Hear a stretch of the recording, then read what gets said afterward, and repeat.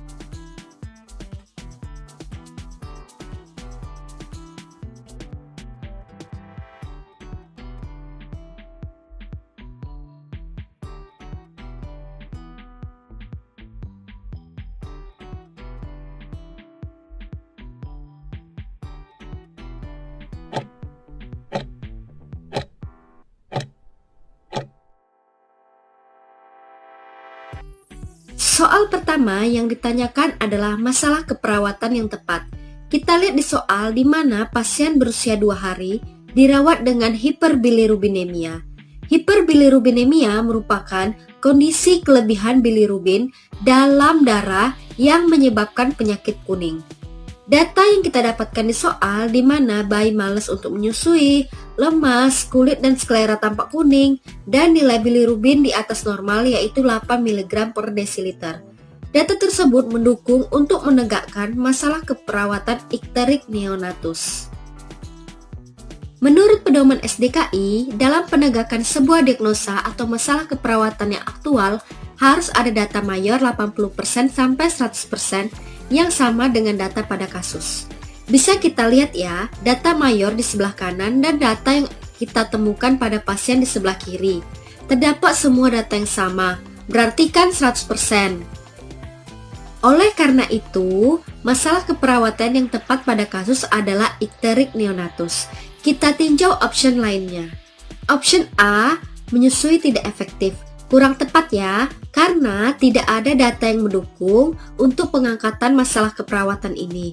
Untuk mengangkat masalah keperawatan ini, data yang harus ada seperti kondisi kelelahan yang dialami ibu setelah melahirkan, perasaan khawatir dan stres yang dialami sebagai ibu baru, bayi tidak mampu melekat pada payudara, ASI tidak keluar, buang air kecil bayi kurang dari 8 kali dalam 24 jam, dan nyeri dan atau lecet terus-menerus setelah minggu kedua kelahiran bayi.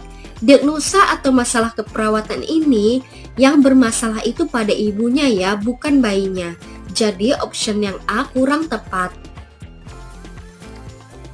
Option yang C, hipotermia. Kita lihat ya, apakah ada data yang mendukung untuk pengangkatan masalah keperawatan hipotermia. Di soal tidak ada data yang mendukung seperti kulit bayi teraba dingin, menggigil, dan suhu tubuh di bawah normal. Berarti option yang C ini kurang tepat ya. Kita tinjau lagi option yang D, hipovolemia. Hipovolemia merupakan suatu kondisi penurunan volume cairan intravaskular, interstisial, dan atau intraseluler, yang dimana data yang harus ada seperti frekuensi nadi meningkat, nadi teraba lemah, tekanan darah menurun, tekanan nadi menyempit, turgor kulit menurun, membran mukosa kering, volume cairan menurun, dan hemotakrit meningkat. Di soal tidak ada data yang mendukung untuk pengangkatan masalah keperawatan ini. Jadi option yang D ini juga kurang tepat ya. Nah, untuk option yang defisit nutrisi. Untuk pengangkatan masalah keperawatan ini, data penting atau data mayor yang harus ada yaitu penurunan berat badan minimal 10% di bawah rentang ideal. Diikuti dengan data tambahan lain atau data minor yang mengikutinya. Jadi ingat saja ya, kalau mau mengangkat masalah keperawatan defisit nutrisi, harus ada atau wajib ada data berat badan menurun minimal 10% di bawah rentang ideal. Berarti option yang E ini juga kurang tepat ya. Jadi, masalah keperawatan yang paling tepat untuk nomor 1 ini yaitu B, ikterik neonatus. Lanjut ke soal nomor 2. Yang ditanya pada soal nomor 2 ini yaitu derajat ikterik yang tepat.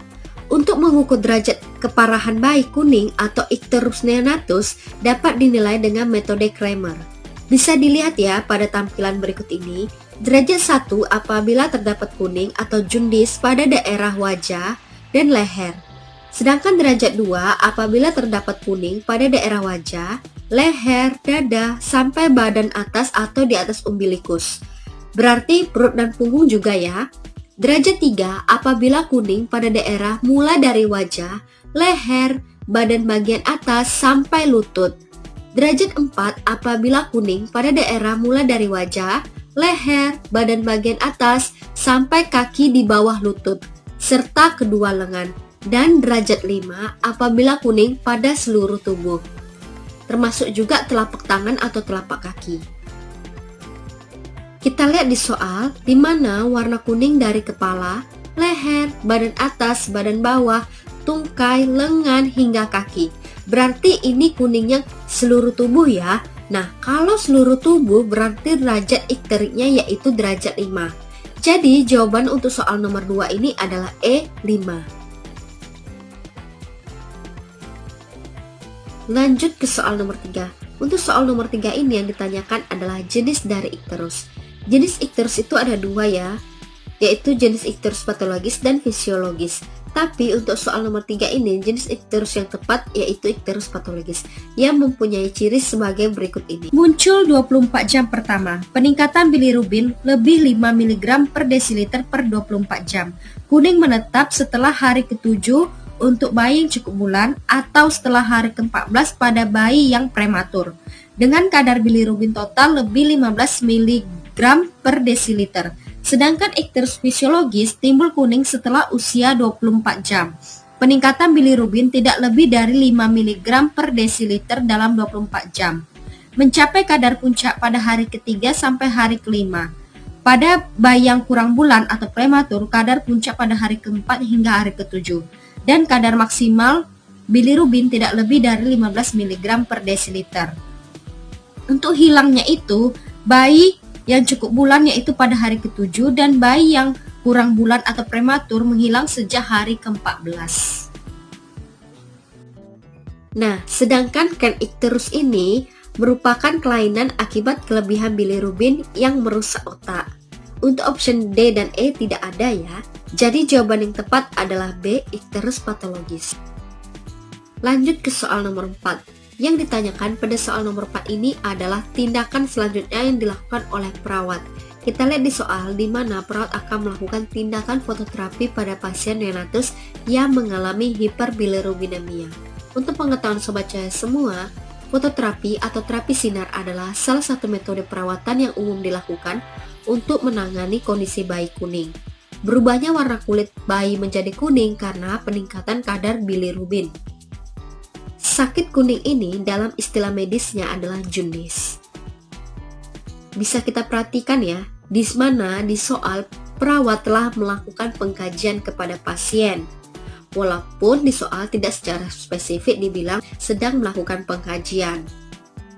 Maka tindakan selanjutnya yang dilakukan setelah pengkajian pada tindakan fototerapi atau prosedur fototerapi yaitu menyiapkan ruangan tempat unit fototerapi dengan suhu di bawah lampu antara 30 derajat sampai 38 derajat Celcius. Jadi jawaban yang paling tepat adalah C, menyiapkan ruangan tempat unit fototerapi dengan mengatur suhu di bawah lampu antara 30 derajat sampai 38 derajat Celcius. Nah, berikut ini langkah-langkah yang lengkap dilakukan oleh perawat dalam prosedur tindakan fototerapi.